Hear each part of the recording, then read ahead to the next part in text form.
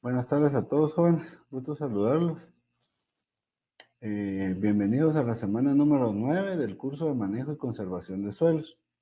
Hoy vamos a tocar el tema de acequias de ladera, canales de desviación y pozos de absorción.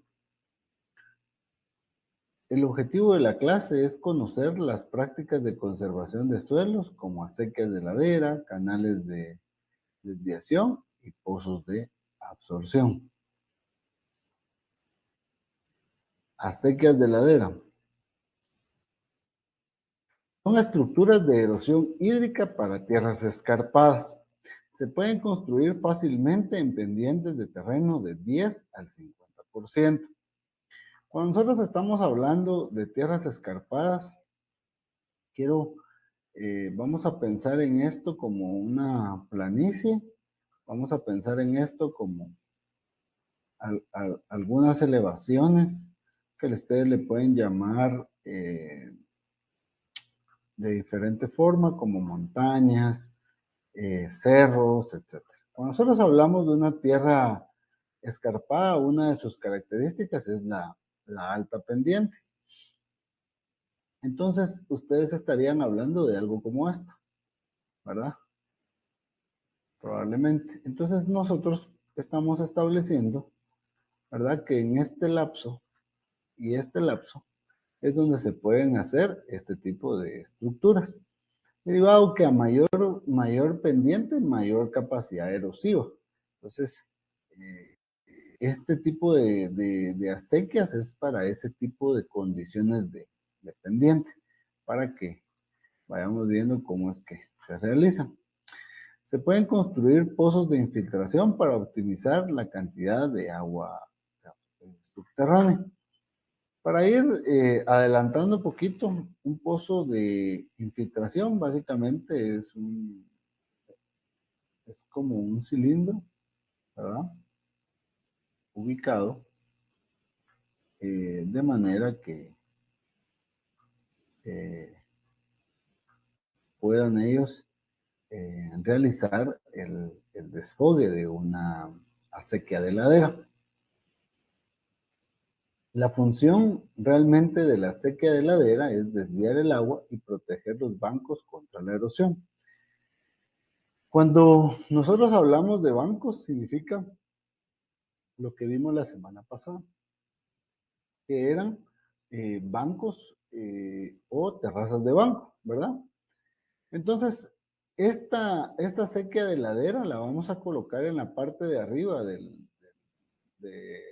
la pendiente, digamos, hasta donde nos interese, porque no siempre toda la longitud de la pendiente es la que nos interesa. En algunos casos, pues, nos puede interesar un espacio más corto. Como en ese espacio corto o el que hayamos escogido, hicimos terrazas de banco porque estas nos sirven para poder volver mucho más útil el terreno, ¿verdad? Entonces, eso nos ayuda a nosotros para poder protegerlos, ¿verdad? Que no el agua de escorrentía que viene de la parte alta pueda venir y destruir estas terrazas de banco. Entonces hacemos una acequia de ladera. Vamos a observar que nosotros tenemos perdón, lo voy a hacer con color rojo. Tenemos esta acequia aquí, miren. Toda esta longitud de acá es el espacio. Todo lo que está aquí para abajo, ¿verdad? Todo lo que va hacia abajo es lo que estamos protegiendo, ¿verdad? Todo lo que esté hacia acá abajo. Esta es la estabilización de la acequia. esta en teoría es la acequia. Vemos que aquí hay una pendiente que es el agua que va a conducir esta acequia de ladera. De igual forma podemos ver que aquí hay una pendiente. Acá tenemos nuestra acequia de ladera, ¿verdad? Además, esta todavía tiene muros que nos sirven para poder conservar agua, que puede ser de otra utilidad. Tenemos la estabilización de la sequía y a partir de eso tenemos lleno de cultivos y obviamente tenemos las famosas terrazas. Entonces ahí tenemos una idea de la funcionalidad de una sequía de ladera. Tenemos la idea también de que estamos realizándola para conservar las terrazas de banco o en todo caso, pues pueden conservar tan siquiera las curvas a nivel que se hayan realizado. Ahora podemos ver un poco de la parte constructiva de la acequia.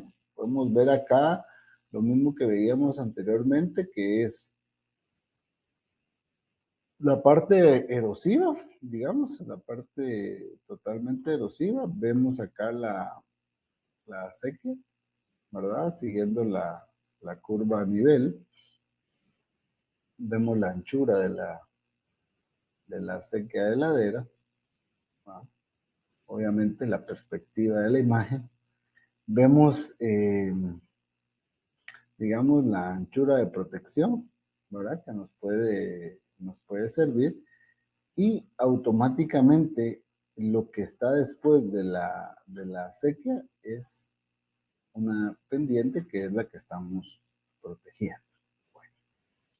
Entonces es importante que las acequias vamos a ver, digamos, les voy a marcar acá, este es el talud de la acequia, este es el talud de la acequia, el ancho de la acequia, ¿verdad?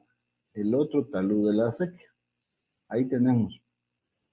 Como recordarán, pues para hacer los taludes hay una cantidad de tierra que vamos a extraer, ¿verdad? Entonces, en todo caso, lo que nosotros estamos extrayendo en esta parte de acá, la parte verde que estoy marcando, ¿verdad? Esto automáticamente va a parar hacia acá.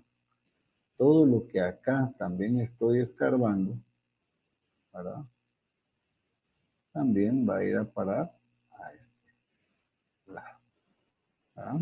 Nosotros vamos a tomar en cuenta que debemos de construir arriba de la acequia, es decir, estos 15 centímetros de separación del talud y debemos de construir una barrera viva, ¿verdad? Eso es importante que tengamos una barrera viva porque esta va a evitar el primer contacto directo con la acequia que digamos, a condición de esta acequia que está en esta fotografía, podríamos decir que no se va a destruir, pero básicamente es de concreto. Y los altos costos a los que nos lleva este tipo de construcciones, hay que analizar, digamos, el costo-beneficio de si realmente vale la pena la inversión tan alta que se puede llegar a hacer por una construcción de estas en cuanto a la cantidad de agua o la cantidad de recursos que estaríamos tal vez no desperdiciando, pero sí podríamos estar dejando fuera a la inversión por otro. Entonces, una forma de conservar nuestra propia acequia es hacer una barrera viva. La ventaja con las barreras vivas es que las mismas barreras vivas pueden servir dependiendo de lo que establezcamos, ¿verdad? Como otro tipo de producción y se puede aprovechar, ¿verdad? La cosecha de esas barreras vivas.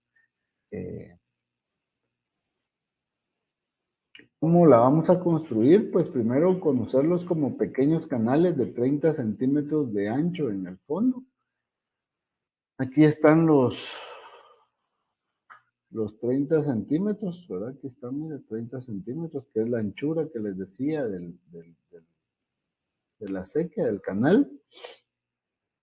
En el fondo, unos pueden ser taludes 1-1 en suelos muy estables, taludes 3/4 a 1 o medio a 1 en suelos muy estables, de 1,1 medio a 1 y de 2-1 en suelos poco estables o susceptibles a la erosión. Su desnivel y profundidad son variables. Se construyen a través de la pendiente e intervalos que varían con esta y con la clase de cultivo.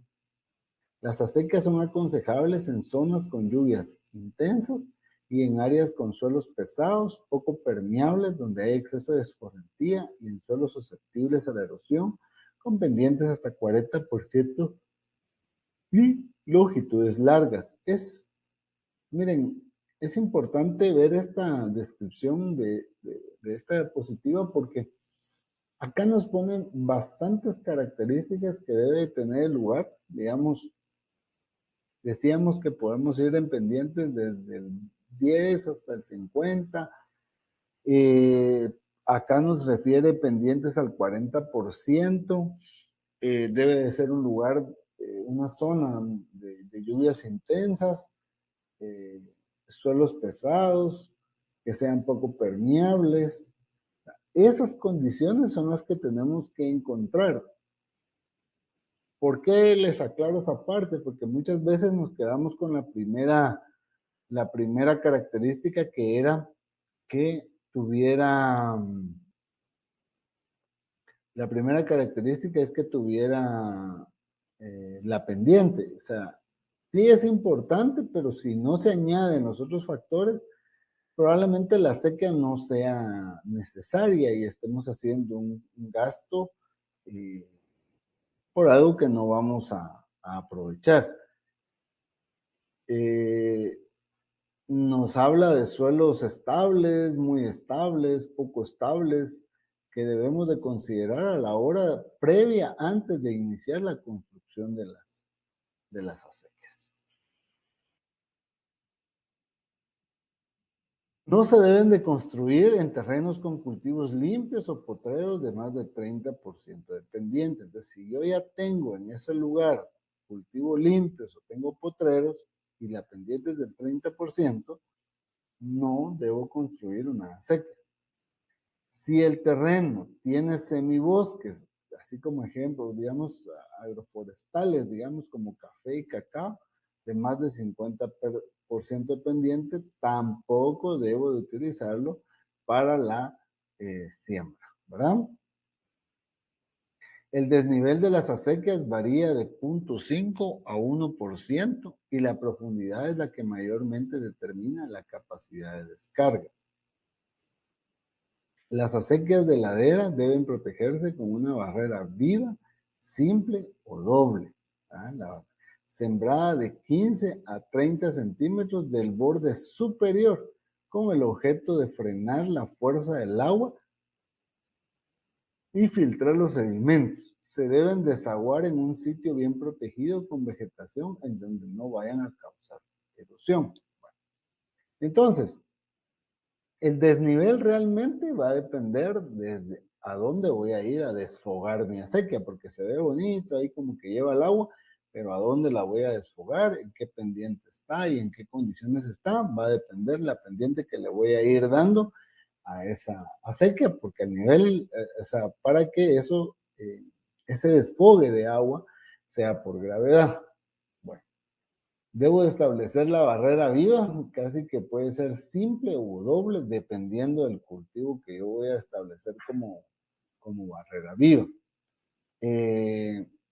Debemos, dice, desaguar, es decir, toda el agua que estoy conduciendo por la acequia, debo de irlo a desaguar a un lugar bien protegido con vegetación y que no vaya a causar erosión. Por supuesto, es que en la medida, vamos a pensar que esta es la sequía. Entonces acá es el desfogue. Probablemente en términos de área, si yo mido esta área que yo estoy tratando de que no se erosione, pero yo vengo y lo desfogo en ¿cómo se llama? En, en un lugar donde hay una, digamos, una cárcava, pero que no voy a ocasionar que la cárcava se aperture más, entonces creo que es el lugar correcto. Es decir, no por evitar una erosión en un lado la voy a ir a ocasionar a otro lado. Eso pasa muchas veces cuando se compran terrenos o hay terrenos, digamos, que son propensos a inundaciones. Entonces lo que hacen es que la persona que compra viene, hace un relleno y el agua que ahí se depositaba va a parar al terreno vecino. Entonces, eso es lo que no queremos, ¿verdad? Digamos, como que soluciona uno, pero arruina otro, ¿verdad? Y no es esa la idea. Se deben de construir con la pendiente desde el punto de desfogue hasta el punto más alto para asegurar que siempre tengan un grado de pendiente que ayude a que el agua baje por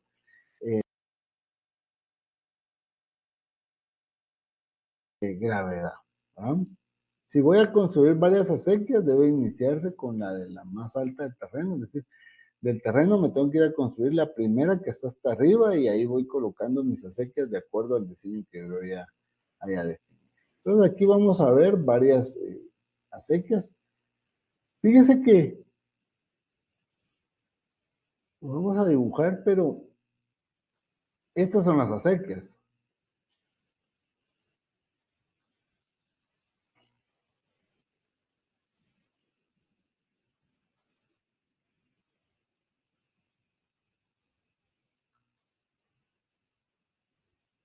Estas son las barreras vivas.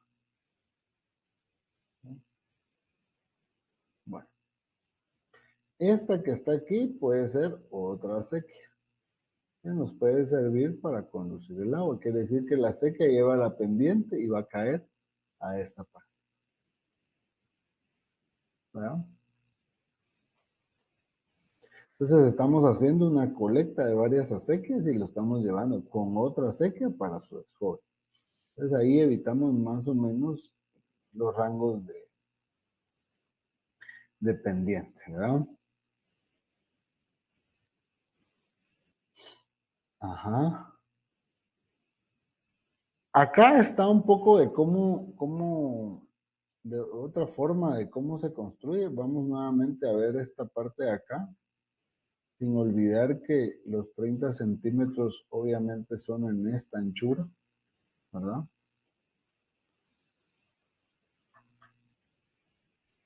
Entonces tenemos esta anchura de los 30 centímetros, el, el talud, ahora que al final es esto del talud y esto del talud. Que ya recordamos que esto es lo que va a rellenar esta parte de acá.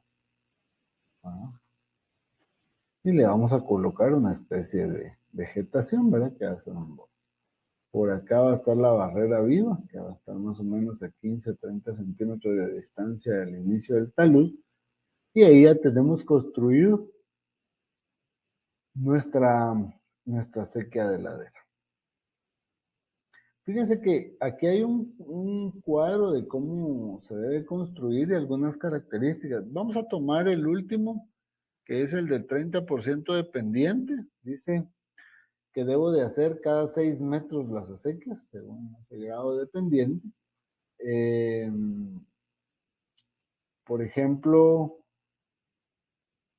puedo hacer acequias de 500 metros con esas características. Puedo hacer acequias de 500 metros de largo, ¿verdad? Eh, Acá es la cantidad de litros por segundo que voy a descargar y 600 metros cuadrados por centímetro de canal de agua servida es lo que voy a poder yo proporcionar. Digamos, cuando el desnivel es de 0.5, vamos a poner, tenemos una profundidad de 0.25 metros, ¿verdad? Y tenemos una descarga de 110 litros por segundo. Si en todo caso es del 1%, es una profundidad de 15.15 metros y una descarga en litros por segundo de 55.5 litros por segundo. ¿Ah? Entonces son ejemplos que nos sirven para ir viendo de acuerdo a la cantidad de agua que vamos a llevar. Muy, muy pegado a la sequía de ladera vienen los canales de desviación. Eh, es muy parecido a lo que acabamos de ver con una sequía, ¿verdad? Pero estas son estructuras para evacuar volúmenes considerables de agua. ¿De dónde viene esa agua? Puede ser de escorrentía, puede ser de drenaje, puede ser acueductos, desagües, etc. Y su costo relativamente es alto. Se les da generalmente una sección trapezoidal y hay necesidad de calcularlos y diseñarlos individualmente para las acciones en que van a trabajar. Sus pendientes fluctúan de 0.5 a 5% máximo. Cuando se hacen con pendientes mayores, deben revestirse con pasto o protegerse con obras transversales. En la parte superior del canal y a todo lo largo, debe sembrarse una barrera viva doble de 30 a 50 centímetros del borde. Estas estructuras son más efectivas cuando sirven en áreas que estén cubiertas de bosques o de pastos, pues en tales condiciones no ocurren sedimentaciones que son la causa más frecuente de su fracaso. Considero, digamos que algo importante que hay que ver es la pendiente que va a tener el canal. El canal es como pensar en una cuneta, ¿verdad? Tal vez el nombre no está muy claro. Entonces, con eso, pues ya podemos entender lo que estamos haciendo. Entonces, lo que dice que si yo quiero hacerlo con mayor pendiente, lo que sucede es que con mayor pendiente el canal va a llevar con mayor velocidad el agua. Y eso significa, como dice, que se pueda revestir los lados con vegetación para que no se esté, porque vamos a pasar de tener un canal o de estar construyendo un canal a tener una cárcava. Entonces, para evitar eso, pues hay que ir tomando las medidas necesarias. ¿Verdad? Entonces, en todo, como dice aquí, podamos sembrar una barrera viva doble de 30 a 50 centímetros del borde o del talud. Lo que esperamos es que esa barrera viva se sostenga, ¿verdad? Y le pueda dar alguna salida al cultivo que estamos cuidando. Son estructuras más efectivas cuando sirven en áreas que están cubiertas de bosques o de pastos. Cuando sirven en lotes ocupados con cultivos limpios que necesitan escardas periódicas, o sea, limpias, las barreras vivas deben complementarse con una faja amortiguadora ancha sobre el borde superior del canal, la cual se mantiene sembrada de pasto para que filtre el agua de escorrentía y así evitan costosos trabajos de mantenimiento y aseguran un funcionamiento bueno del canal. Para evitar la entrada de aguas a una cárcava que presente grave peligro de erosión, el canal debe localizarse a una distancia prudencial de la cabeza o extremo superior de ella, de manera que quede construida sobre terreno firme. La estructura debe quedar a una distancia superior a 3 veces la profundidad de la cárcava. Cuando se desea proteger áreas bajas de la escorrentía proveniente de la parte alta de la vertiente, el canal se construye a la menor distancia posible de la zona que se quiere proteger. Los cauces naturales o artificiales que integran el sistema de evacuación deben cubrirse con una conveniente vegetación y contar además con defensas apropiadas en su curso, que tienden a aminorar la velocidad de la corriente y su acción erosiva. Presas de piedra acomodada, ramas, malezas bien manejadas, barreras vivas, etc. Aquí vamos a ver cómo se construye un canal rústico. En este caso, dice que sobre la curva a nivel, es decir, esta es mi curva a nivel, miren, este punto es la curva a nivel, se traza la línea paralela, es decir, se traza otra línea paralela a una distancia horizontal igual a B. Esta es la distancia de B. Esta B, mire, que en este caso aquí en el campo lo estamos viendo con esa anchura, ¿verdad? Y ahí va la curva a nivel, ¿sí? Y paralelamente construimos otra con la misma anchura en todos lados, ¿verdad? El paso 2, la banca queda aproximadamente a nivel y en el centro se marca el ancho de plantilla B mediante las estacas 3 y 4. Es decir, que ahora, como acá, miren, marqué estas dos, vine y extraje todo esto que está aquí. Todo esto, ¿verdad? Lo quité de tierra. Es decir, hice básicamente una terraza de banco con un ángulo recto, ¿verdad? Para que tengan idea de lo que estamos haciendo. Entonces ahora tengo una distancia B minúscula, ¿verdad? Que es la que me interesa, que va a estar diferenciada por la misma distancia de acá. Después, cada 10 metros se coloca una estaca en el centro marcada con la profundidad de excavación en ese sitio del canal. La profundidad en la parte más alta es igual a D. Entonces, nosotros establecemos la profundidad del canal, ¿verdad? Nosotros establecemos la profundidad del canal. Cada 10 metros vamos a hacer exactamente lo mismo, ¿verdad? Porque esto nos va a servir también para el desnivel, cada 10 metros de longitud, ¿verdad? Y vamos a establecer a la mitad de B, es como ponerlo acá abajo. ¿Sí? Y ahí establecemos esa parte, ¿verdad? Bueno.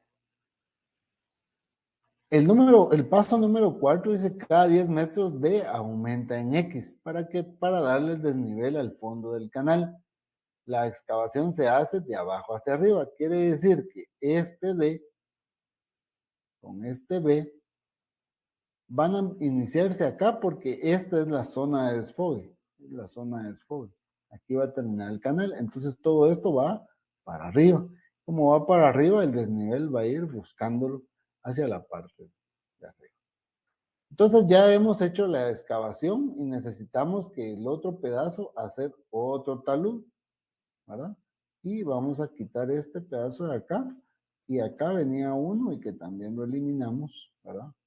Nos queda una grada y aquí nos queda un talud. Y ahí básicamente ya lo tenemos.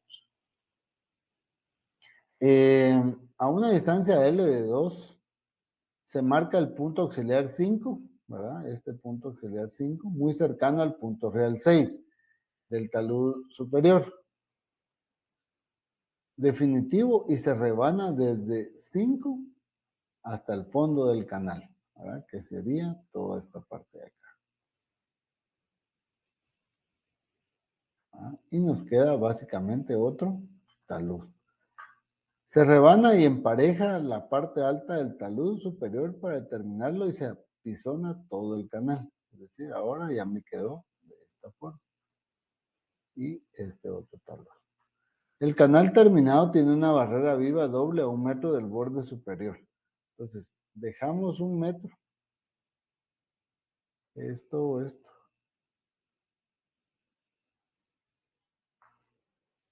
Y te queda esta parte de acá, que es la barrera viva. Bueno, entonces ahí tenemos nosotros las acequias de ladera y los canales de desviación. Yo considero que podemos indicar que se parecen en su construcción, solo que hay algo bastante definido. En diferencia es la cantidad de agua que van a transportar. La teoría indica que el canal de desviación, que es este que estamos viendo de último, va a transportar más agua que una acequia de ladera. Entonces, para que tomemos en cuenta una de las características por qué se diferencia. Finalmente, el día de hoy vamos a ver pozos de absorción. Cuando el agua del pozo se infiltra a través de estratos no saturados del suelo, es decir, cuando la superficie del agua subterránea se ubica bajo la base del poste, de manera que el agua de lluvia se filtra en el suelo antes de llegar al nivel del agua subterráneo. Consiste en excavaciones generalmente cilíndricas de profundidad variable que pueden estar rellenas o no de material que se construyen para infiltrar el agua de lluvia directamente al suelo en espacios reducidos. Miren, nuevamente les hago, pero esta es la idea de un pozo de absorción que sea cilíndrico, ¿verdad? La profundidad va a depender mucho del material con que lo voy a rellenar. Se puede aplicar en zonas donde el estrato superior del suelo es poco permeable o con superficies del terreno impermeabilizadas, pero que tiene capacidades importantes de infiltración en los primeros metros de profundidad. El funcionamiento hidráulico de estas obras consta de varias etapas. Inicia con la entrada eh, del agua proveniente de una tormenta al pozo de absorción, que se puede efectuar a través de la superficie de una red de conductos. El agua, una vez que entra al pozo, queda almacenada temporalmente para después infiltrarse paulatinamente.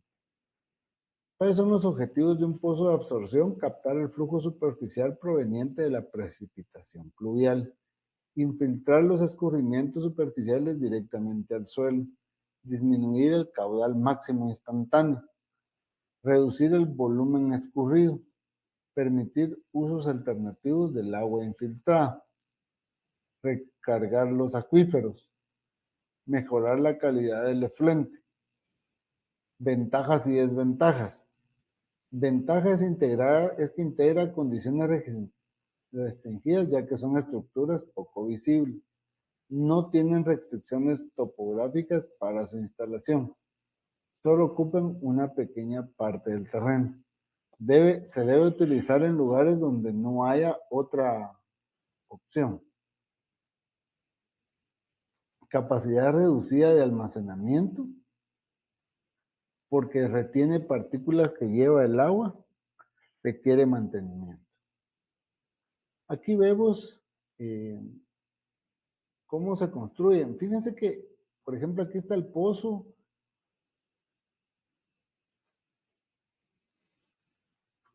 Esta es una terraza de banco, probablemente este es un muro.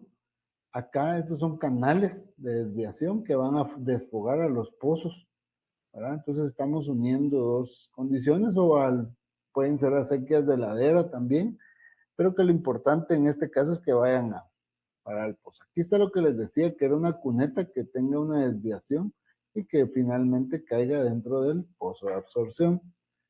Yo quiero que imaginen para este momento qué pasa con las fosas sépticas. Si alguno tiene conocimiento de las fosas sépticas se construyen de esta misma forma. Este es un pozo de absorción un poquito más complejo, porque digamos que tiene un decantador, que sería esta cuestión, que la decantación es para que quede todo flotando. La cámara vertedora, que es esta, ¿verdad? Y aquí ya solo pasa el agua sin basura, sin palos, sin nada, ¿verdad? Que va flotando, se quedó aquí en el paso número 2. En el paso número 3 ya sabemos que aquí vamos a sedimentar, aquí lo que flotó, aquí lo que sedimenta y automáticamente digamos que todo lo que no llegue al nivel de poder llenar el pozo lo vamos también eliminando. El pozo, ¿verdad? El pozo, aquí tiene, ustedes ven, es una imagen como una línea roja, ese es un geotextil que filtra el agua, ¿verdad? Tiene como cubierta, es una tapadera, ¿verdad? Con agujeros para que pueda ingresar agua. Tiene una alimentación opcional que es superficial, que son todas las flechas, pero mientras pues no se realice de esta manera, también se puede realizar de una manera sencilla, ¿verdad? Únicamente con las mismas condiciones, solo que una entrada, ¿verdad? Con taludes de entrada para que pueda ingresar la mayor cantidad de agua. Esto que ven ustedes acá es grava o es piedra. que se va estableciendo, y por eso les mencionaba yo la cantidad de fosas sépticas, porque digamos que el agua que va a ir ingresando eh, en esta, en estas aberturas, pues va a ir golpeando acá, va eliminando de acuerdo a las gradas, puede existir un proceso de infiltración, pero lo demás se queda ahí guardado y se puede utilizar para otras actividades. Pues ahí tenemos las tres estructuras de conservación de suelos que teníamos que platicar el día de hoy, que básicamente van de la mano las tres, ¿verdad? O sea, vimos en las últimas gráficas cómo se pueden utilizar de igual manera las tres, se pueden utilizar al mismo tiempo, tienen una interconexión.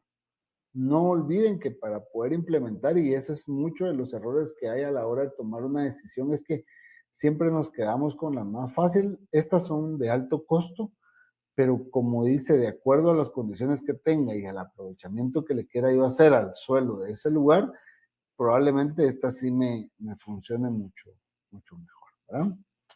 Revisando veo que no hay dudas, jóvenes. Espero que todo haya quedado claro. Así que les agradezco mucho y que sigan teniendo un excelente día de clases. Muchas bendiciones. Saludos.